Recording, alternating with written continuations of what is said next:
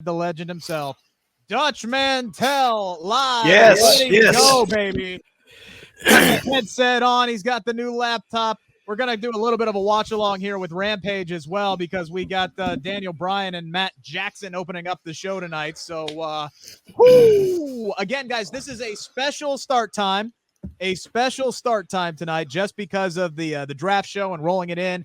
So we will be back at our normal time slot, 11:05 next week. Sid, thank you for setting everything up there. I appreciate it. Boys, yes. I've been talking long enough. I want to hear y'all's thoughts.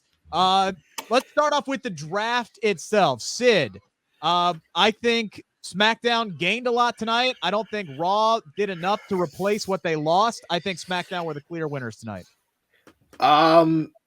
Yeah, I mean, SmackDown got the two best picks in the opening round with Charlotte Flair and Roman Reigns. Once you start there, that's a good start to it.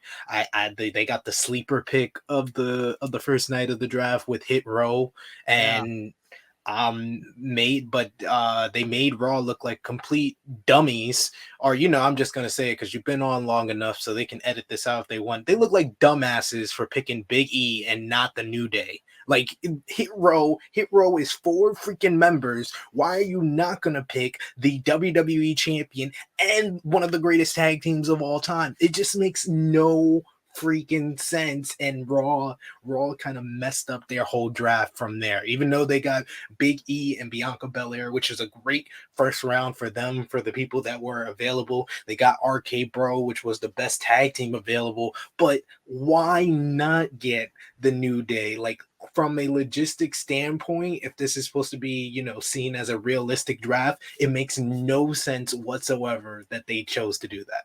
Yeah, and I was saying the same thing about the Bloodline, but we don't know if the Usos were. The Usos weren't eligible. They weren't eligible. I knew that.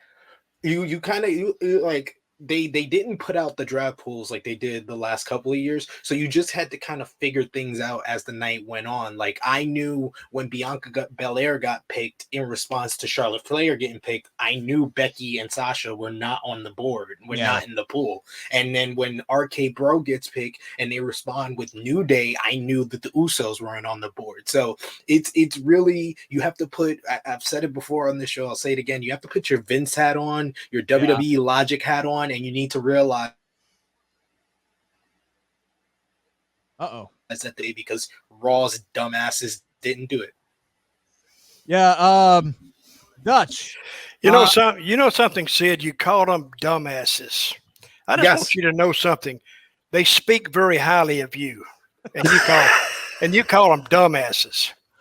No, but see, there's some things I didn't even know. So the Usos weren't even eligible to be drafted. Right. Exactly. So that was part of it, is like they explained the rules on social media, like, briefly. And the only rules that they really put out ahead of the show tonight were half the roster is eligible to get drafted tonight, but they didn't tell us who. So we're all sitting here wondering, like, okay, so Bianca gets taken. So I guess that means Becky isn't eligible. And then Becky went on social media to confirm that she wasn't eligible. And this is part of the thing that I've been talking about leading up to the draft. I wish they would solidify the rules and kind of let us know what's going on before the damn thing starts, and not, leave us in the dark on a lot of things. Well, I was left in the dark on this, but I am intrigued by Raw Monday. Are the Usos eligible? Yeah, they will be now. Okay, the Usos are eligible. And my prediction Monday is the Usos will stay on SmackDown, because they're not going to leave Paul Heyman dead on Raw. They're just not going to do that. I mean, Vince had or not, you just don't do that. But the Street Profits and I predict the Street Profits will stay on SmackDown. I'm saying, because I see a big angle coming with the New Day and the Street Profits, maybe WrestleMania. I think you may split it up. I don't know. But I do think Paul Heyman, and we predicted this. Here, let's pat ourselves on our back. I predicted Paul Heyman, and everybody, all of us did. He's the central theme to Roman and Lesnar. And I do see a deal. This is what I felt tonight. Those people like Roman. Now he's starting to get over. He's a heel who is starting to get over as a babyface. I can see Paul Heyman putting the knife in the back of Roman and aligning himself with Brock Lesnar. And then they can come out and tell a hell of a story that this has been planned for 6 months, 8 months, or whatever. Yeah. And it will be believable. I see that coming. Yeah, I may be wrong, but hell, we can all throw our 2 cents worth in here, but that's what I see coming. And that would be a great angle. Because the people like Roman. Yeah, I don't think I think they would be dumb. Then again, I thought they were dumb to split up the New Day again for the 2nd year in a row after just reuniting them. So I think it would be dumb to move the Usos over to Raw, although I would love to see what would happen to Paul Heyman. We've got every show this week has threatened some form of murder. So why not just up the ante and actually murder somebody next week? But I don't think we're going to get to see that. Why don't we murder creative? That's what we need to do. Just go in there and just was like, well, you don't have to murder them. You could take the rubber bullets. Right? You could take rubber bullets and just shoot the room up and leave. You know, news writers, please don't actually write that one up. Please don't. You can do it. You can do it because we've had Goldberg threaten to kill Bobby Lashley. We had Arn Anderson pull out a Glock and splatter someone's brain on the pavement, and we've now had the Usos, Roman Reigns to say the Usos is going to leave Paul Heyman for dead. What a week. He told the Usos to execute Order 66. Like, that's exactly what happened. Star Wars reference. Sorry, Dutch. But yeah, man, it would be really interesting to see that. I loved Roman also giving a shit, like questioning why the bloodline wasn't secured and selected as the number 1 overall pick. Because again, that was my biggest question. So if the Usos weren't eligible, it would have been nice to know that going into this. But it does set up a great angle. And my goodness, give Paul Heyman a damn Emmy for the freaking performance that he put on tonight. That man was crying real damn tears. He looked scared shitless. It was so good. It was such a great performance by him tonight. Rick, it's called tears that you spray it in your eyes. Please. But he did do a great job. I mean, he come back, his eyes were red, and he plays this role really well. And he can switch back and forth from being a real cocky bastard to, almost begging Roman. And you almost feel sorry for him in a way. That's why it's going to go. I think that's why makes my thoughts about it. I every time I see him do that, and if he had to come out and explain that, Paul Heyman is exactly the one you want to explain it, because it would be believable, because he's a no good little damn stab you in the back son of a gun anyway, and it's not out of character for him to do that. Another great performance tonight, setting up that great performance from Paul Heyman, I thought was Brock Lesnar. That was probably my favorite Brock Lesnar promo of all time, Sid. That was just really, really good stuff. Because it's obvious now he's playing mind games. He's not on the best of terms with Paul Heyman right now, but he's playing mind games with Roman because he knows Roman has a fragile ego, and it's just great. It's great babyface work. It kind of reminds me of the Brock Lesnar that was a babyface back in like 2003, where he didn't really change up much of what he was as a heel character, but he was confident in talking on the mic. What we didn't get when he originally came back in 2012, it feels like now he's comfortable enough to do it, and that was a great little promo. And his son Jeff Hardy, which made me remember how he used to kill Jeff Hardy when he first debuted on the main roster, and Jeff was like, I don't want none of that smoke. I'm too old for this. So I love the Jeff Hardy interview, all 5 words of it. That was probably too much for him, but and that was probably one of the steal picks of the night, I think, for SmackDown, was getting Jeff Hardy. Again, having been there at Extreme Rules and Monday night, he got 2 of the loudest pops of the night, both nights. He's still massively over. There's still money with him. There's a lot that I think SmackDown could do with him. Do you think WWE agrees with you? I think if they start listening to their audience, they should. When has WWE listened to their audience in the last 20 years? They pick and choose when they want to. Becky Lynch, main okay. event. Yeah, when Tamina gets cheered, that's when they listen to it. That's when they I'm listen just to it. spouting my opinion. I hope he has a better run on SmackDown than he did on Raw. But then again, that bar is not set very high. One of the most interesting picks. I'm sorry. Go ahead, Dutch. No, I'm just get your statement in, then I'm gonna say something that's Okay. a little bit off subject matter here. All right. Well, I go ahead because I had a question. I was going to move on to something else. Okay, I read this week that I'm gonna talk about Rampage just 1 second because I kind of missed Rampage tonight for some reason. But Total Creative is, they say, this taken away from all the other guys like the Young Bucks, and it's all going back to Tony Khan. Any truth to that? Well, it's been with Tony Khan since 2019. When they first started Dynamite, it was kind of like a collective with the EVPs and Tony Khan, but he kind of took it away when there was like they lost in the demo at the end of 2019. He took back the reins. It's just the report this week was more of what's the roles of the EVPs now, instead of it wasn't really a revelation, because we've kind of known since the beginning of 2020 that Tony Khan is like the end all be all with creative, but everybody is encouraged to kind of give their pitches, give their suggestions, which is something that we don't hear too much in WWE. Okay. Yeah. Clearing that up.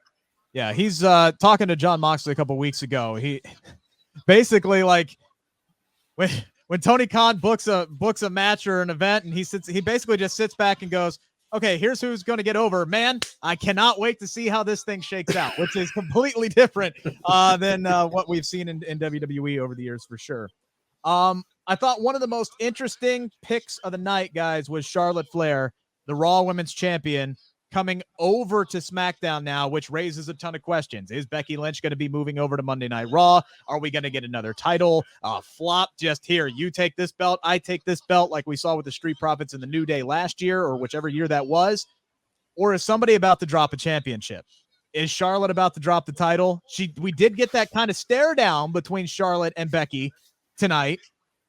Maybe we have a match between those two and we get Charlotte 2 belts or Becky 2 belts back. I don't know. When the champion floats between each brand, I'm not sure what they could do. There's a lot of different ways they could go, but Dutch, I'm interested to see what happens there.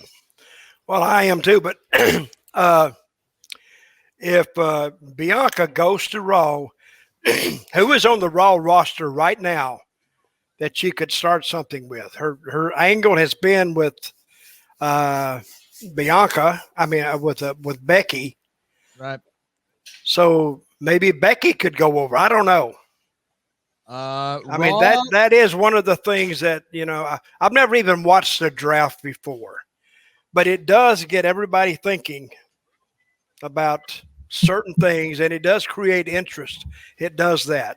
Yeah. So Raw tonight drafted 3 women. They drafted Bianca Belair and Rhea Ripley and Nikki Cross. So they drafted the Super Brutality, the women's tag team champions. So right now, yeah, Bianca doesn't have anybody to feud with. The only thing that it kind of telegraphs this match coming up in Saudi Arabia, because it's Becky, who is defending the SmackDown Women's Championship against Bianca Belair and against Sasha Banks. If all 3 of those women, like if Becky and Sasha end up on SmackDown, they could be telegraphing that Bianca's going to win. She's going to take the SmackDown Women's title over to Raw. Or if Sasha goes over, maybe Becky keeps the belt. I don't know. It kind of telegraphs it, but with Charlotte coming over to Raw, everything's kind of up in the air, Sid. It's very, very interesting. I mean, I don't know why we're overthinking this. Becky Lynch is going to get drafted to Monday Night Raw. Seth Rollins is going to get drafted to Monday Night Raw. The Street Profits are going to get drafted to Monday Night Raw. I feel like the whole Charlotte move was a domino effect, because I feel like they were going to move the Seth Rollins and Edge feud to Monday Night Raw. So we saw Edge go, we saw Charlotte go, because it's setting up that Becky and Seth are going to get drafted to Raw on Monday. So I think that was their first choice. And then the domino effect was, we got to move Charlotte to SmackDown, because I don't see Charlotte and Becky on the same brand. Yeah. So USA kind of gets a little bit of what they want in that scenario. They obviously would want Roman Reigns. No way Fox is going to give up Roman Reigns. They were pissed that Brock Lesnar and Becky Lynch went over to SmackDown when they came back, but Brock's a free agent now, so he can go wherever and whenever he wants. So that's good for the USA Network. Yeah. The way this draft shook out tonight, especially with them losing Flair, really the only way that Raw gets anywhere close to better or anything close to fair out of this draft is if Becky Lynch and Seth Rollins go over there. Yeah. It just makes a whole lot of sense, because also Seth Rollins has been wrestling Big E on house shows, and we all know that house shows is basically the dress rehearsal for what we're going to see on TV and pay-per-view. They actually did that last week with Bobby Lashley, Big E, and Roman Reigns having a triple threat on the house show right before they did the match on Monday Night Raw. And I feel like the reason why they've been running that match over and over again with Big E and Seth Rollins, that's going to be Big E's first major feud on Raw once he's done with Bobby Lashley, who I also think is going to stay on Monday Night Raw after the results of today, because I don't want to see Drew McIntyre and Bobby Lashley on the same brand again. Yeah. Hey, let me ask you something. Who is this team they drafted? I don't follow NXT. Would you like to explain to him who was it? What's their names? Hit Row. If you didn't know, now you know. Hit Row. Their leader is Isaiah Swerve Scott. He's the NXT North American champion. They basically were a group because Swerve Scott started, like, once he turned heel, he started doing like his promos in like a studio, because he also does rapping on the side. And these were the people that were in the studio. And then when he was in a feud with Leon Ruff, he kind of debuted that he had this whole stable with him with Top Dollar, Ashanti Diadonis, and B-Fab. So they're kind of like a rap quartet, and they do like freestyles, they do like a cypher when they win championships and stuff like that, but they're kind of a complete act. And that was like the best act that they could have possibly kind of drafted on night one from NXT. I think they're the ones that are most ready. They even had like basically their own dress rehearsal on NXT this week, where they did I like to call it the John Cena promo, Dutch, where you kind of do the lineup for the rest of the night. Like, this is happening here, this is happening there, then you got this match and this match. They did that on NXT, and I was like, yeah, they're definitely getting called up, because this is what the main roster, what you're going to have to do on the main roster. So they kind of set it up nicely. And that's another reason why I think Street Profits are moving to Monday Night Raw, because that was Street Profits' role on SmackDown, to be the tag team John Cena of, this is going on here, this is going on here. And now they're going to have Hit Row fill that spot. Yeah, well, we know for sure that Montez Ford is going, because they're not going to split up Bianca Belair and Montez Ford. How do you know that? How do you know that? Because they're a couple. They usually like to keep the couple together. Usually. Which is why I think the Usos will stay on SmackDown, because Naomi's on there. Vince likes to split couples up too, you know. No, I don't. Well, Rusev and Lana, he tried to drive the wedge there. He did. See? Got him there. See? Yeah, you would have to be a heartless bastard to try and split up True Love like Montez Ford and Bianca Belair. I'm just You ever met Vince? Exactly. I was like, are we talking about the same Vincent Kennedy McMahon? I didn't say he wasn't. I just said you would have to be. I'll let y'all fill in the blanks on that one. All right. You did bring up Edge and Seth Rollins earlier. Very interested to get your guys' opinion on what we saw Mr. Seth Rollins do tonight, walking over to Edge's immaculately clean house, raiding the fridge, eating an apple with the sticker still on it, putting his feet up on the furniture, obsessing over his kids' artwork. Kind of a weird segment tonight. Very, very uncomfortable. I was watching it and I went, oh my God. I don't know what to think about it. What I felt really, really uncomfortable with is he was obsessing over the young daughters. I mean, and that little one is what, 4, 3? Yeah. And I'm thinking, I think this is, I don't know. It kind of fits Seth, but almost too much. Because there's heat and there's this go away heat. Like, actually, I didn't want to see that, but I couldn't look away either.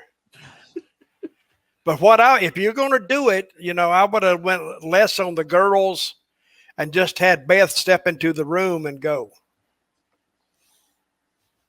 If you're gonna do that. Yeah, I missed a lot of the dialogue because it was kind of hard to pay attention to what was being said on the show while I'm also trying to fill time, here. So Sid, your thoughts on Mr. Rollins' home invasion there. And what is Beth doing leaving the door unlocked?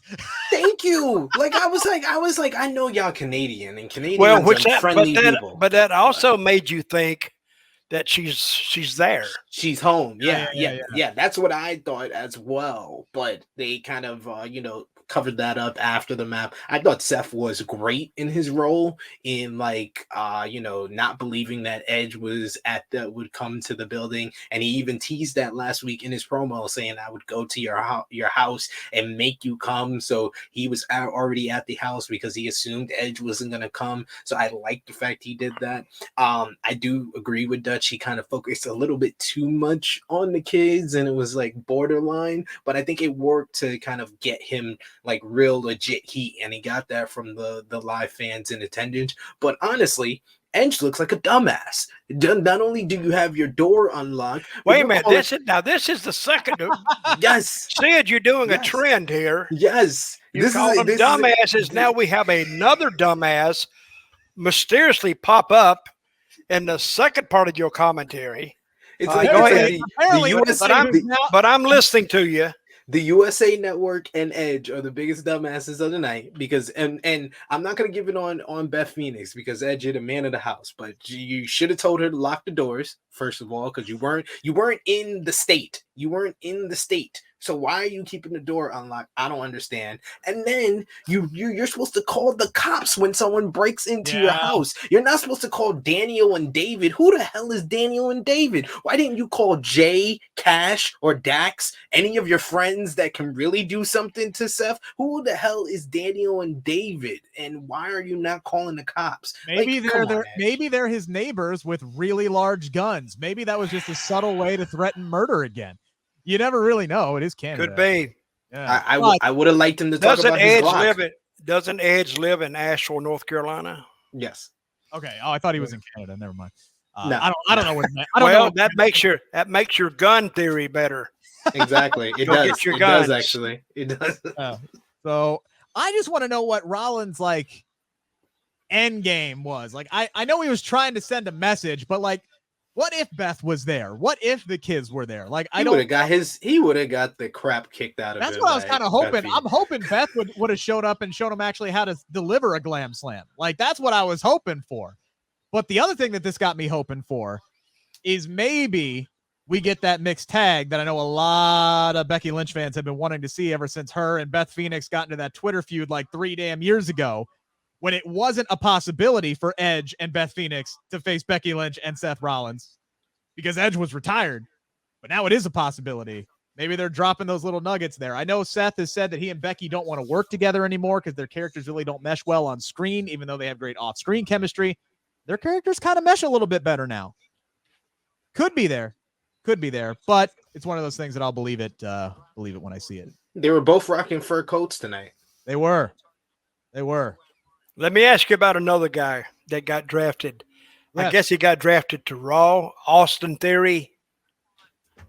I heard about him about 5 years ago when I was working with TNA, and I saw a tape on him. I said, that kid's ready. He's ready to go now. He spent all this time in NXT. He's from California, right? He's from Georgia. Oh, he is? Yeah, he spent time in Evolve. He's a former Evolve champion. He came to NXT originally, then he got called up to the main roster. He was with Zelina Vega's group with Andrade and Angel Garza. Then he went from there to Seth Rollins' group with Buddy Murphy and AOP for a little bit there. And then he had issues in the speaking out movement, but I kind of think they kind of cleared that up, or did their internal investigation. Well, clear it up for me. What issues did he have with the speaking out group? Basically, a young fan accused him of basically having a online relationship with him, but there was no proof other than just pictures that he took with the. What was the age of this online fan? I think she was 16 years old. Mm-hmm. Yeah. Well, but I can't confirm nor deny what happened there. Yeah. What happened there? But what he was back on TV, and he was with the Way for a while with Johnny Gargano. Candice, he was the child, the son of Johnny Gargano on NXT. So he's been in a lot of stables. So who knows what's going to happen with him on Monday Night Raw. It'll be interesting to see how he's portrayed on Monday Night Raw, because in NXT, as part of the Way, he's been portrayed as basically a meathead. Like he's just, to steal your line, said he's a dumbass. So boy, this is the show for dumbasses tonight. This is dumbasses on parade. But I don't know. You know, Vince likes to tweak these NXT people when they come up. Be interesting to see. I thought that was a very interesting choice with the last one overall. I thought it kind of ended with a dud with Austin Theory. But again, I don't know who else was available to draft tonight and who's now a free agent and how everything shakes out. Again, I'd like to know the draft pools beforehand. But this does mean that the Way is losing Austin Theory. But then again, Johnny Gargano's contract is up soon anyway. So maybe the Way would have been going by the wayside. Anywho. Okay, where did McIntyre? He went to SmackDown, correct? He did, yes. The first overall pick in round number 2, 4 days after he showed up on Monday Night Raw and pointed his big sword at Big E. Mm-hmm. Which means maybe, since the rosters don't take shape until October 22nd, maybe it's going to be McIntyre and Big E in Saudi Arabia for the WWE Championship. Mm-hmm. That would be me. That would be my only guess, and that would be a hell of a win for Big E, because I don't think he's dropping the WWE title. Or it could happen on Raw, because they love hot shotting championship matches on Raw. We got 5 of them last week, so I know, I was there. I saw all 5. Well, it's an interesting assessment of not only talent, but of ways to go. So when creative leaves so many ways to go, it makes creative a lot different when they have these meetings. And creative is not just booking next week. They're booking all the way to WrestleMania. And that can change. But if you say, well, this is where we want to end up, guys. We want to end up here and here at WrestleMania. And you got all this length of time to let's fill our way in to get there without blowing it off and without letting it explode over before we get there. So it's a balancing act. And when you got Vince saying, balance a damn cup, you dumbasses. See, I call them dumbasses too, see. So, but that's the way that he does it. So Christopher Ryan Cooper in the chat says, get rid of the dumbass 24/7. Hey, we just invented one. Dumbass 24/7. That's But according to you, that's Austin Theory's title already. I mean, he is a dumbass 24/7. No. Well, what do you mean? What do you mean he's a meathead? What does he do? No, he's just like thick. Like, I don't know how he's dumb. He's just stupid. Like, he's like, he was at a wedding. He was at the wedding for Indy Hartwell, and Johnny Gargano asked him, do you have the rings? And he said, we're in a ring, silly. Yeah. So, okay. Yeah, it's kind of like that. He's thick. So whose marriage did they just have in NXT? Indy Hartwell and Dexter Lumis. And Dexter Lumis, fill me in on him. I knew him a long time ago, and I liked him a long time ago. But now he doesn't speak. He doesn't speak, right? He said 2 words. Yeah, I do at the wedding. I do. That was the first time. That was a major buildup. So we know he can speak. I actually like Dexter Lumis. I think he's. I like.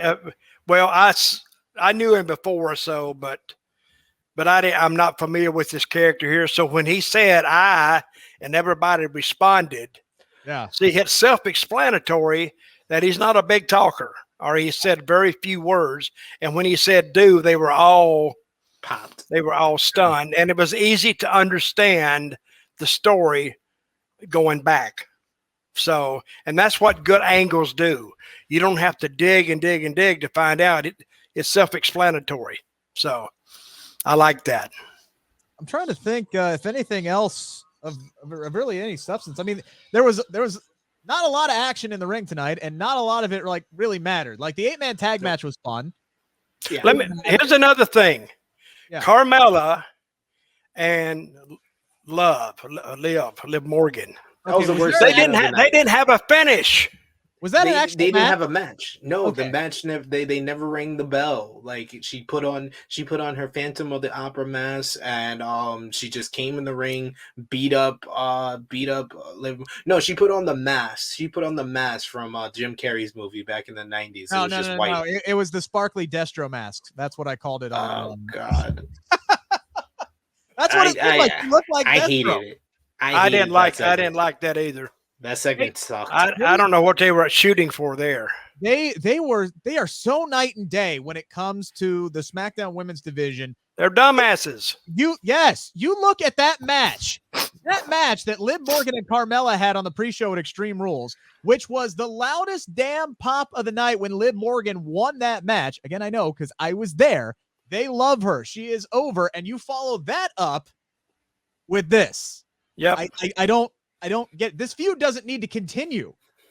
It doesn't at all. Neither one of these women were drafted tonight. I think if you're going to do this match tonight, you should have had Liv Morgan kick the ever-loving shit out of Carmella, beat her in almost a squash match, and then have her immediately get drafted over to Monday Night Raw. I think that's what should have happened with Liv Morgan tonight. And no, she's got to stay on. She's got to stay on SmackDown because we need the payoff to her long-term feud with Charlotte Flair. Charlotte Flair was the reason why she said that she was going to regroup and become a better Liv 3 years ago. So we need to follow that up now. Finally. I was still thinking that Charlotte was on Raw still. She's not. She's on SmackDown, even though she's the Raw Women's Champion. There's a lot of So are you let me ask you, Rick, are you a Charlotte Flair fan? I'm a huge fan of her work, yes. Sid? I love Charlotte Flair. Okay. Don't ask me. I'm Whatever you do, don't ask me. Do you like Charlotte Well, Flair? I'm hot and cold on her. I think her ring work is good. But again, I'm not as familiar with her as you guys are. I kind of hate her promos, really. I mean, I think she depends too much on the carryover from Rick. The woo and all that.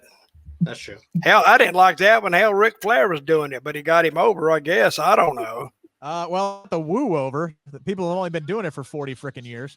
Yeah, they're used to doing it. So there are people who don't watch wrestling, have never watched wrestling a day in their lives. You hear them go woo, and they know who Ric Flair is. All right, like it's just a fact of life. Ric Flair drip. Can we talk about Madcap Moss? Oh, I was going to bring him up too. Madcap Moss. Madcap Moss. Is it Madcat? It's Madcap. I thought it was Madcap. I thought it was Madcat too. I was like, man, they are obsessed with cats all of a sudden. Bearcat Lee. Now we get Madcat Moss, but it's Cap, C-A-P. I don't get it.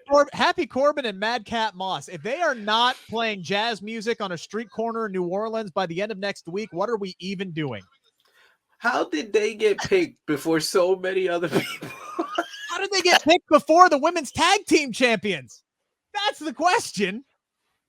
I guess because they're floating, so you can have them on either brand. So maybe you risk. Again, I'm putting. Okay, Sid, catch me up on this, or Rick. Madcap. I don't know.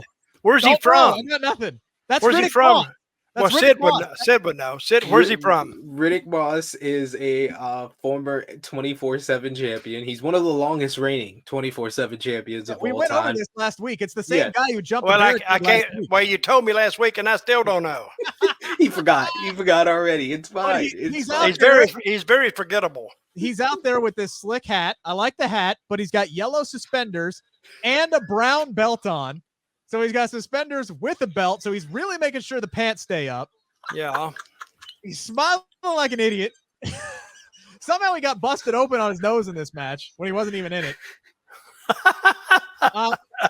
Man, I don't know. It was really hard, again, for me to focus on what the hell was going on in the ring at the time. So I'm actually happy there wasn't a whole lot of action going on tonight. But, Madcap Moss. That's, hey, at least he's on TV, right? And how do you think Kevin Owens losing clean as a sheet? I think it was clean as a sheet. to Baron Yeah. Corbin tonight. Pretty much it was. He got the end of days is now called the happy days, which I think is the best improvement. That's hilarious. Yes. I thought that was just McAfee saying that on commentary, or was that just that was Cole. That was Cole that said it. Cole? So I think that's straight from Vince. That it's not the happy days anymore. It's not the end of days anymore. It's the happy days. Well, no one's picked out of the happy days either. I still love that. That's the most protected finisher in all of WWE right now. There you go. Did they get drafted? They did. They're staying on Corbin SmackDown. and Madcap. To Raw. No, SmackDown. No, the SmackDown. They stayed on SmackDown. They were the wait a minute. I've been hearing about this draft for I don't know how long they had it, and I never quite understood it. How can you get drafted to the same place you're in? Well, they decided to keep. Aren't you? Why would you waste a draft pick? But everybody becomes eligible. Everybody becomes eligible to get drafted. Are you protecting those people by drafting them yourself? Yeah. Yes. Like SmackDown. We want to keep them, so we're going to draft them and keep them. It's like it's like redoing your fantasy team, right? Like unless you have keepers, you start out brand new from scratch again. So if you want to keep Patrick Mahomes from year 1 to year 2, you got to draft him again. It's the same concept. So because there's a difference between like a draft lottery, a shakeup. Because they done drafts and shakeups where you get to keep people, you just can pick someone from the other show to come to your show. But the drafts, everyone's available. Getting caught up on Rampage here. Jade Cargill just pinned Thunder Rosa. That's woo. Daniel Bryan also won. Daniel Bryan also won in what appeared to be a really, really, really good match. Who's that? You mean Bryan Danielson? Bryan Danielson. Damn it. Okay. Son of a bitch. Okay. I've been on the air for 3 hours now. All right. Like no commercial breaks. No, nothing. I gotta go back and watch that. So who beat Thunder Rosa? Jade Cargill. Oh well. Wow. I'm stunned. I'm stunned. I know. Rick said it like I'm supposed to be stunned. Jade Cargill's undefeated. I mean, I know, but she's a star. Pinning Thunder Rosa in that match. That's the interesting part. I thought maybe she would have pinned. No, they protect Jade. I mean, they protect Nyla. This is what I wanted to ask you guys. Yes. Miro. Yeah. He's already lost the title to Sammy Guevara. Well, he held the title for 4 months. He's been champion since May.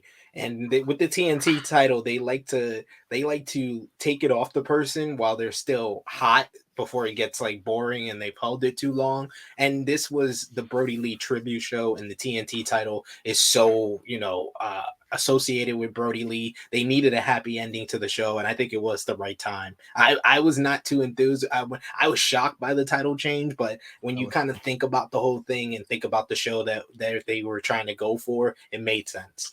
I try not to think about it too much. So, and you've told me before, don't think too much. So yeah, don't overthink it. But now that I hear the reason, I guess I'll accept it. Thank you, Sid.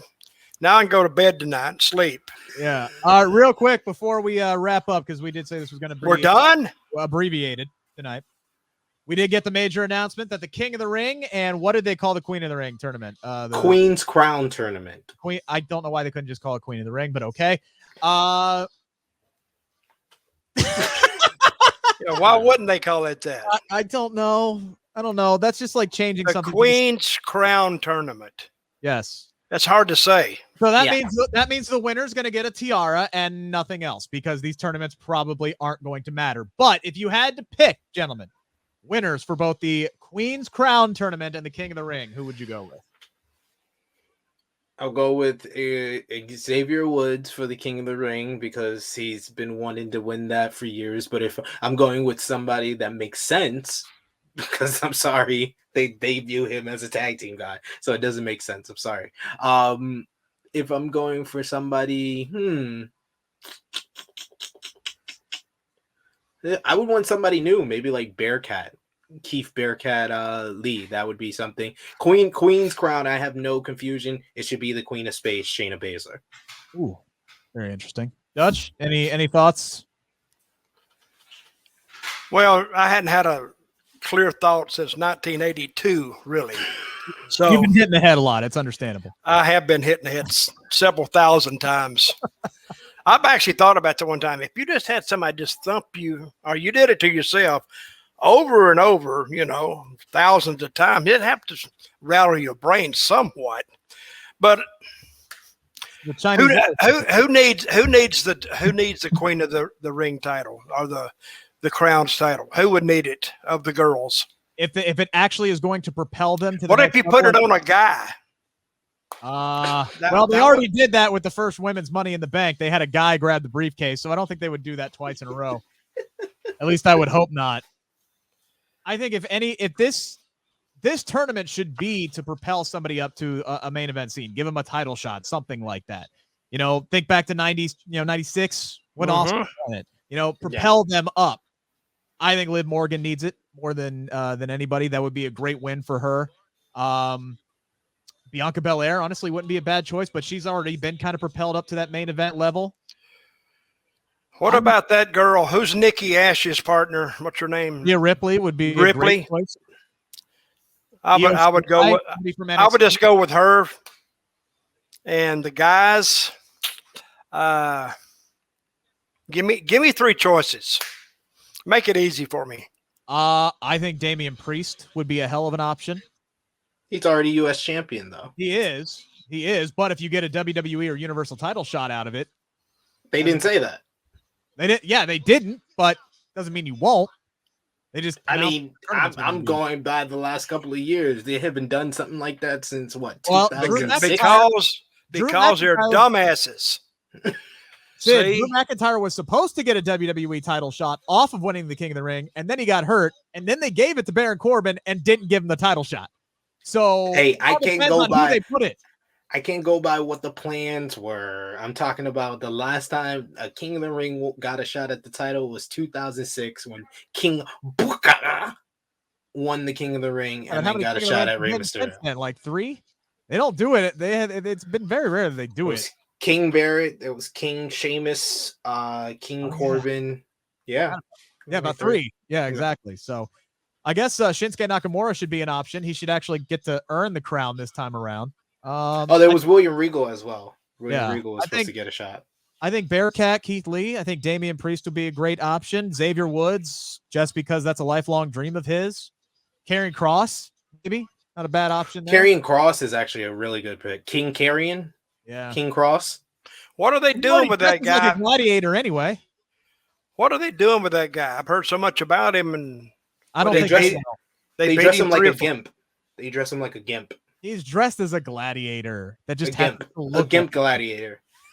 The promos that they've been having him cut on Raw recently have been great, but they don't match what you're getting out of him in the ring. It's like he cuts promos like he's doing the intro for Unsolved Mysteries.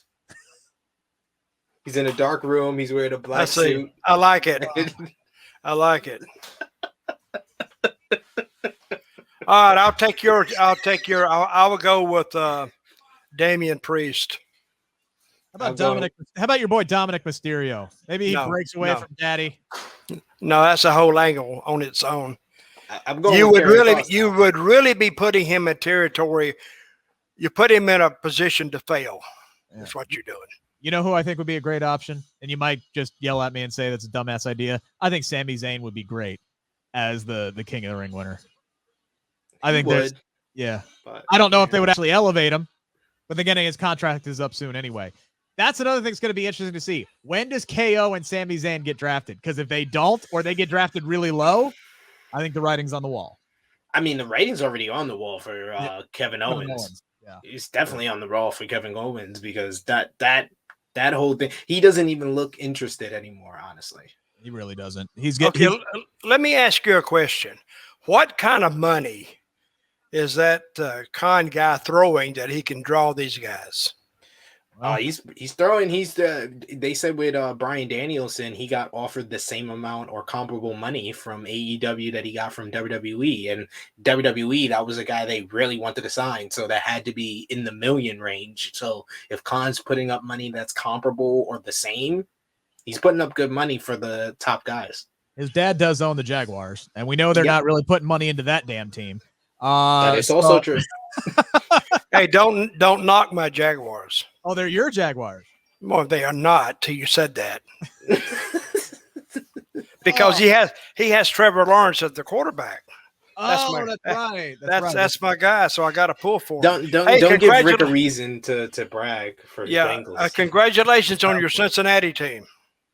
They're doing really good. I'm so proud, Lynn. Anyway, I burned my Clemson hat. Tomorrow's a big one, Dutch. Cincinnati and Notre Dame. I'm nervous. I'm going to say, if Cincinnati pulls this out, they'll go to the top 4. I agree with you. That's why I'm nervous as all hell. We ain't here to talk. You should be. Oh, yeah, sorry. Mike, who's still in the chat, big Jaguars fan. Don't give Rick more reasons to brag. Sportskeeda. He was talking a lot of crap during the first half last night, and then Joey B came out, the franchise, throwing dots all over the field, scoring on every drive. Bengals win. They're 3-1. I'm a very happy man. All right, guys. I've been on the air long enough. I promised you guys a short night. Go rewatch Rampage. Go to sleep. Do what you want to do. Sid, you got your show tomorrow, yeah? Oh, yeah. My show tomorrow will go live 11:05 a.m. Eastern time. And I don't know if you know, Rick, but my special guest is going to be none other than our co-host here, Dutch Mantell. Dutch Mantell is going to be on True Heel Heat. It's going to be one of the biggest episodes yet. Dutch is going to be having fun with me. I hope you watch Chrissy it, Rick, because we're going to bury your ass. Yeah. We're throwing you under that bus so many times. You'll just be a greasy spot in the road. Well, just make sure you get people to follow me on Twitter. All right, just make sure to do that, and we'll be a happy guy. We'll do it. All what right. if you got like 10,000 followers tomorrow, just because we said to follow you? What if you got 10,000 followers to follow you, then the next day you lose 15,000? That'd be. I would have 0 followers. And anytime my follower count just randomly shoots up, that means I got attacked by the porn bots again. And I got to go through and start blocking. Sid, you know what I'm talking about. You've seen them. Yes. Like your number magically goes up, but you don't get the notification that anybody followed you. It's either them or the SEO specialists. Those are the ones that follow you the most. Yeah. You log on there and it's like Candy Girl 9716 and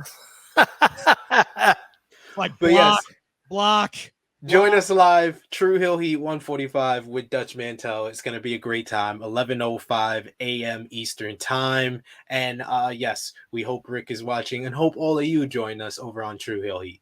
If you guys are in the Cincinnati area tomorrow, I'll be on 700 WLW in the morning from 6 a.m. till 2, bringing you all of Friday's news again on Saturday because ain't nothing happening on the weekends.